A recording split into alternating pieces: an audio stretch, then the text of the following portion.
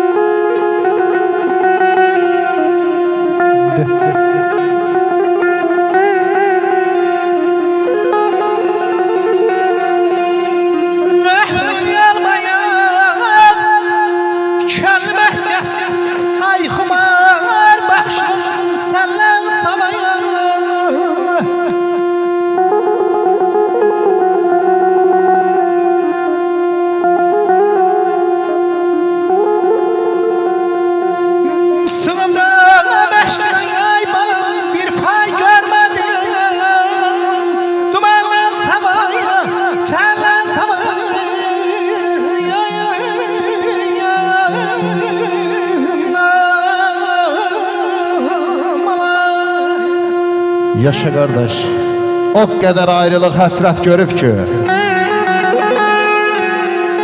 Ay Səxavət müəllim, o kadar ayrılık həsrət görüb ki.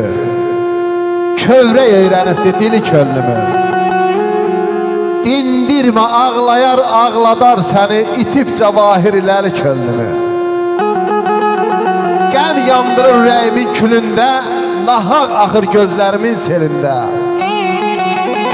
Bir naşının bir nadanın elinde kırıldı məhəbbət teli könlümü. Sicayətəm odur söhbətim sözüm. Aləmi yandırar alovum közüm. Gecə də gündüz də axtarır gözüm. Dərdi çoxalıbdı dəli könlümün. İtib cavahirləri könlümün.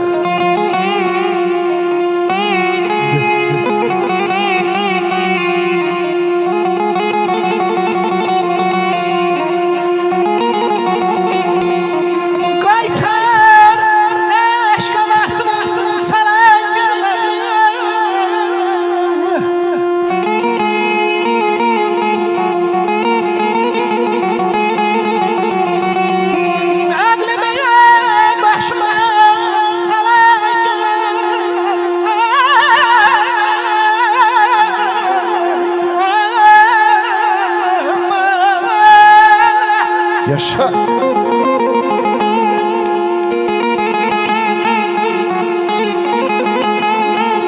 Ömürde sayıram kalan günleri, batırayan günden sana bana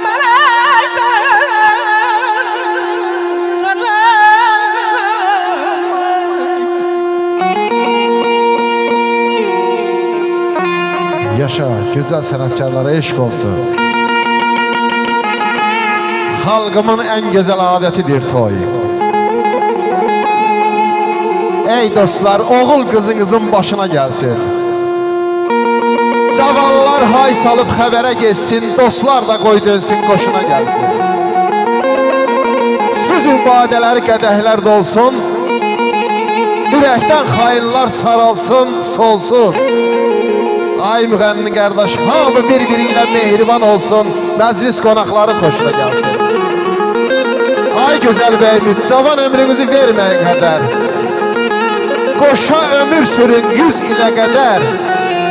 Sizin ailənizə gələn qəm, kədər qara qayaların daşına gəlsin, qara qayaların daşına gəlsin. Hər səbəsinə iştimak